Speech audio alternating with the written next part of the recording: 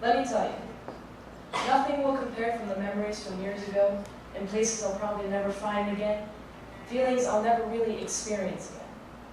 Euphoria. Can you feel it? Have you felt that? Can you reach back and find a time when your smile was bright and your soul was light as a feather? Because if I think long enough, it almost feels like I'm there again. A time I actually enjoyed the sun because it warmed my body through and through, keeping me at peace just sitting in a meadow. It seems unreal. To each their own, but for me it was an age of pretend. My schedule filled with medieval battles and backyards with tangled bushes where I could hide in, tall trees I could climb on. Each kingdom unique, from magical forests housing dragons, goblins, and fairies, to busy stone towns with fair maidens who could cook, clean, and mother a child, but could forge beautiful weapons and kick your butt with them too. Proud warriors who would spend their days in battles, counting the minutes until they could just go home. Stories where I was assigned every role I chose, who did what, when, and where, and no one died. Just sort of disappeared for a while. Some kingdoms were borrowed, like Kokiri Forest, where my brother would jump in, we'd argue over the role of Link and eventually save Hyrule, or Mushroom Kingdom, where we'd be the Mario Brothers for a day with black marker mustaches and overalls. Yeah, I probably played too many video games, but it's crazy, because it wasn't long ago, 6, 7 years, I don't know, I'm still young. Dysphoric is when I look at my kingdoms now, they're not the same, lands whitewashed by life. Suddenly my stories had death, all creatures were to be feared and people were cruel. My everyday endeavors reflected back and tinted the colors black. My characters hid in chasms of hate and greed, jealousy and fear. They weren't the same, their faces had changed and were no longer mine. Tainted because I was placed in a world ruled by pain and animosity. Nothing is truly happy anymore, so I stopped. I can't remember the exact day, but I stopped believing in my kingdoms. I was forced to look at the right end of the telescope, but the right end was not fair. I was forced to step foot in battles of reality, where I was called a freak for the things I loved, where I was used over and over again by friends, where I was afraid to speak because I couldn't control the thoughts, actions, and words of these characters, these people that roam my unfortunate reality. I couldn't conjure magical beings to defeat my enemies. I couldn't make impermeable weapons of moonstone and dragon scale. I couldn't drink potions that showed me the way or made me strong. I no longer felt brave. I no longer felt in control. But yet I still moved. Art kept me moving, but I didn't realize its impact till someone looked at mine and said, I understand. Music kept me grooving, not losing the beats, pitter-patter, muffled my chatter in my head, pointing me in the right direction. I just want to feel free again. If you're released from the chains of a society that likes to judge. Judging. I could never wrap my head around the concept of judging anyone until late middle school. Or just to fit in, I tried to be cool and laugh at things I didn't even understand, only for it to be backlash on me. I was thrown in a mindset that some were lower than me and my friends, that if you wore skirts and tank tops and flirted and dated, you were a slut, and if you were shy to yourself but brilliant, you were a prude. These weren't friends. They were kids just as lost as me. I was conflicted. One day I met a girl who accepted everyone for who they were, who wasn't afraid to be themselves, who loved me for the me I really was, for that insane, imaginative child I had locked inside.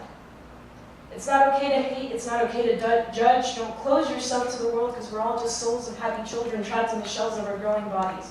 Don't be afraid to be you, don't be afraid to share your beauty. So I ask you, no, I tell you to reach back, find one. Just one memory that brought you happiness and you hold on to it. Don't you dare let go, because I found bits and pieces of myself, but I'm still searching to put it all back together, and so will you. What keeps me moving? Just the thought. Just the thought that one day I'll meet someone just as lost as me, tell them how beautiful they are, inspire them, and change their life. That I'll be able to stand up and really be myself. That I won't be afraid to speak, dress, and act as who I am, and I'll be able to create something one day that will cause you to feel emotions that you haven't felt in years and force you to move. Did you reach back far enough? Have you found it?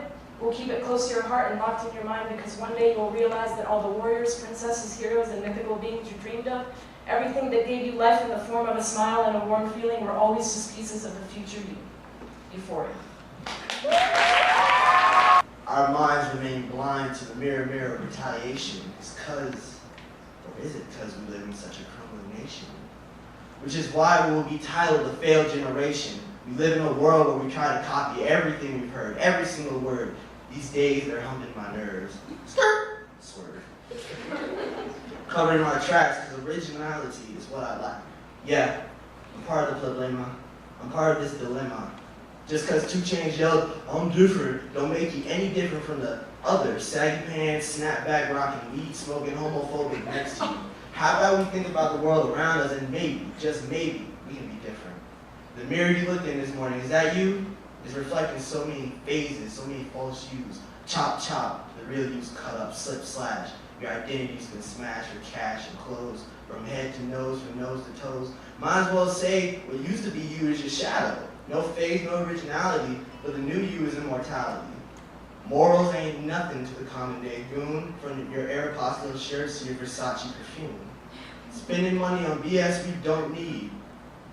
Thinks life's all fun, games, and weed. We dream for a speck of fame, but if you're not you, you're not spawning in this game.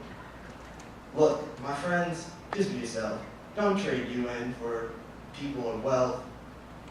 I mean, today you're you, and you always will be. That's truer than true. No one is more youer than you. Thank you. You are you now, isn't that pleasant? No, it isn't. Pleasant is not equated to being yourself, having to hide and show up insecurity just to be at home. No. It's a constant performance to a never-ending play that someone else created for you. Your clothes, a t-shirt and jeans, it's too masculine. You wear makeup, you are a man with other. Your face is no longer yours, a Photoshop model in a magazine. Painting our faces with toxins to resemble the sadness we really feel about ourselves. And you don't dare speak any opinions, like practical blasphemy.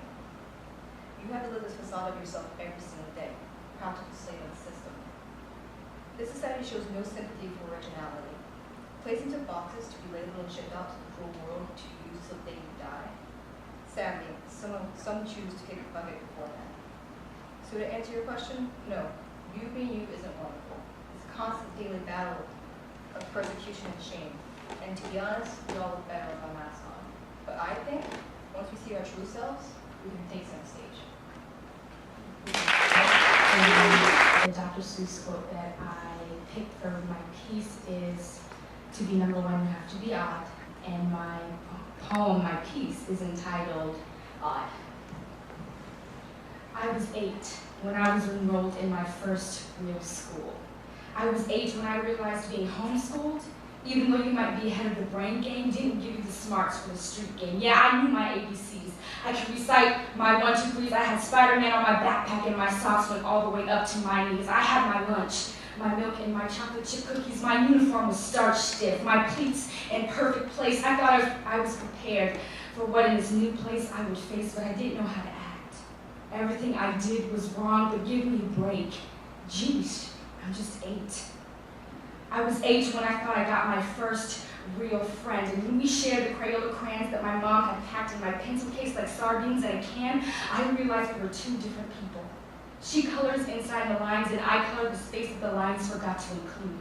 Excuse the way I may shower on you when I talk, because I paint with my tongue, and when I spit, I'm just dipping my brush. When I go back and relate on my ways when I was just 8, trying so hard to get someone to pretend to like me, in the end, being alone was something I would have to get used to.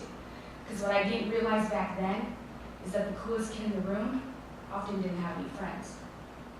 Excuse the way I may stop down the hall, a wide open space alone. If a girl falls for a guy that said he loved her and lied, does she still make a sound that answers in my footsteps? Think about that for a while. Too many people color inside the lines and criticize me for not doing the same. Just put a little faith in me, because honestly, I'm just coloring in a picture only I can see.